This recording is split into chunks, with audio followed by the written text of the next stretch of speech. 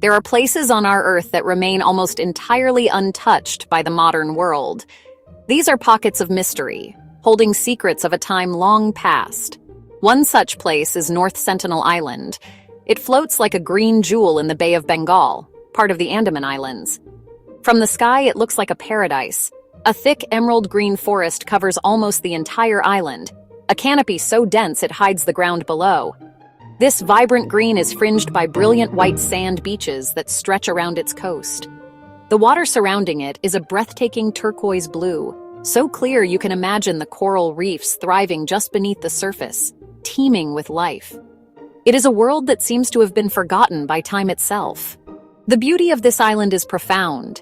It speaks of a natural world in perfect balance, a world that has existed without the heavy hand of human development. Imagine the sounds there. Not the roar of cars or the hum of cities, but the symphony of nature, the call of exotic birds echoing through the ancient trees, the gentle rustle of leaves in the sea breeze, and the rhythmic sound of waves washing against the shore. This is the music of the earth as it was meant to be. The air must be pure, filled with the scent of salt water and damp earth. It is a living, breathing ecosystem, a complete world unto itself. A sanctuary that has remained pristine for centuries. When I think of places like North Sentinel, my mind goes to the incredible biodiversity they must hold. What unique plants might grow under that dense forest canopy? What insects, birds, and other animals have evolved in this isolated environment, completely unknown to science? The island is not just a piece of land. It is a living laboratory, a precious time capsule. It holds answers to questions we may not even know how to ask yet. Its natural splendor is a stark reminder of what so much of our planet once looked like, before we began to change it so drastically. Living within this untouched paradise are the Sentinelese people. They are one of the last groups of people on Earth to remain almost completely isolated from the outside world. We know so very little about them, and that is part of what makes them so extraordinary. They have lived on this island for thousands upon thousands of years. Some believe their ancestors may have been there for as long as 60,000 years. Imagine that. They have carried their culture, their language, and their way of life through millennia, a continuous thread connecting them directly to a very ancient past.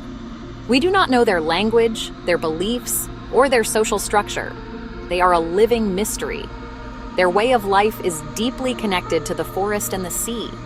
They are hunter-gatherers, which means they get everything they need from their natural surroundings. They hunt wild animals in the forest and fish in the shallow coastal waters. They gather fruits, nuts, and plants. They live in simple shelters made from materials found on the island. They have not developed agriculture as we know it. Instead, they live in harmony with the cycles of their environment.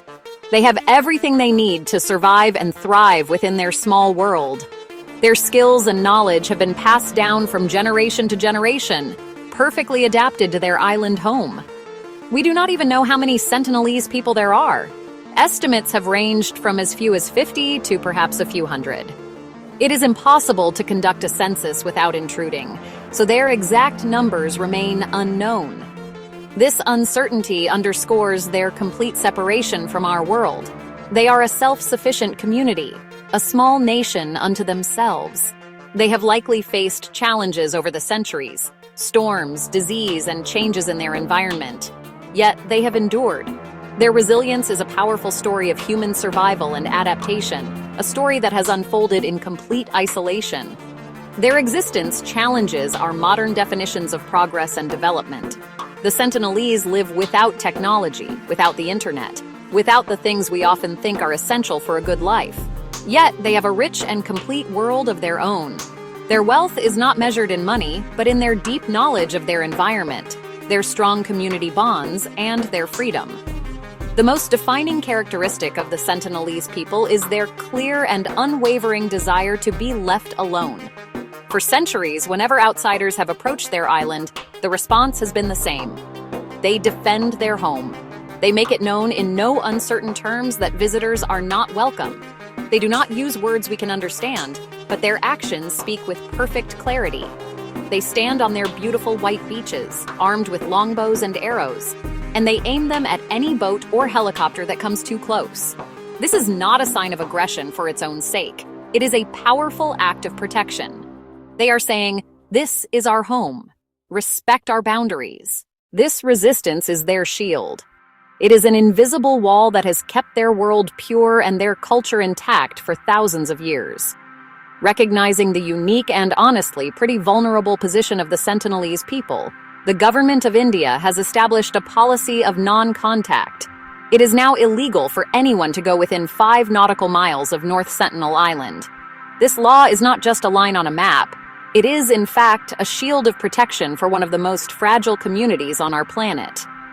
This policy is an act of great wisdom and compassion. It acknowledges that the Sentinelese have the right to choose their own destiny, and that their choice is to remain isolated. The government acts as a guardian from a distance, watching over the island to ensure that this protective barrier is not breached by curious tourists, journalists, or missionaries. The reasons for this protection are, honestly, critically important, and the primary one is health. The Sentinelese have lived in isolation for so long that they have no immunity to common diseases that we carry. Even something as simple as a cold, the flu, or measles could be devastating to their population. An outbreak could spread like wildfire and wipe them out completely. We have seen this happen time and again throughout history when isolated communities were contacted. Our germs, which our bodies can easily fight off, could be a weapon of mass destruction to them. Protecting them from our diseases is truly a matter of life and death. The law is a necessary quarantine designed to save their lives. Beyond the biological threat, there is the threat to their culture. Contact with the outside world would inevitably change their way of life forever. Their ancient skills, their deep knowledge of the forest, their language, all of this would be at risk. The introduction of modern goods could shatter their self-sufficiency. Their social structure could crumble. The history of contact with other indigenous groups in the Andamans, like the Jarawa, has shown that even well-intentioned contact can lead to dependency, loss of tradition, and immense suffering. Protecting the Sentinelese is about preserving a unique and irreplaceable human culture, a living link to our shared past. Therefore, the policy to leave them alone is the only ethical and humane choice. It is an act of respect. It honors their autonomy and their right to live as they have for millennia. Our curiosity is not more important than their survival. Our desire to know more about them does not give us the right to intrude upon their lives and potentially destroy their world. The greatest kindness we can show the Sentinelese is to leave them in peace, to allow their story to continue unfolding on their own terms, safe within the sanctuary of their island home. Their protection is a responsibility we all share. There have been a few fleeting and, honestly, often tragic encounters with the Sentinelese over the years, and these stories serve as powerful warnings. In the late 19th century, a British naval officer named Maurice Vidal Portman led an expedition to the island. They captured an elderly couple and several children and brought them to the main Andaman settlement of Port Blair. Tragically, the elderly couple quickly fell ill and died. The children were also sick, and they were hastily returned to the island with gifts. We can only imagine the terror this experience caused and the diseases that might have been introduced. This encounter likely cemented the Sentinelese view of outsiders as a source of danger and death. Another well-documented series of attempts came in the late 20th century from an Indian anthropological team led by T.N. Pandit. For years, they would approach the island and leave gifts like coconuts and tools on the beach. Sometimes the Sentinelese would accept the gifts after the boats retreated. Other times, they would respond with warning shots from their bows.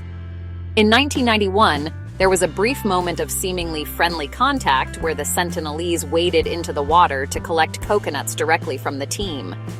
However, they never allowed the anthropologists to set foot on their island, and soon after, they resumed their defensive posture.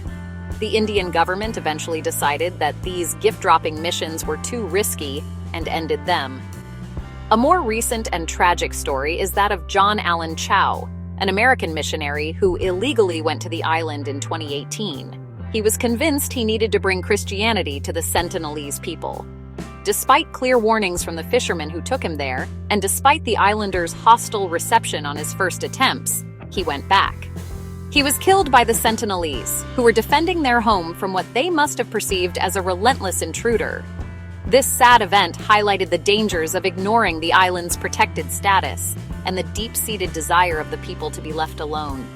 It was a stark reminder that our beliefs do not give us the right to impose on others. These whispers from the shoreline all tell the same story. The Sentinelese are guardians of their world, and they will protect it fiercely. Their actions are not born of malice, but of a deep, instinctual need to survive. North Sentinel Island remains one of the last true mysteries of our world. It is a symbol of a life completely separate from our own. In an age where we have mapped every corner of the globe and connected every society, it is humbling to remember that there are still places and people who choose to remain beyond our reach. We must honor that choice. Their existence enriches our world, and their preservation is a testament to our ability to respect the unknown.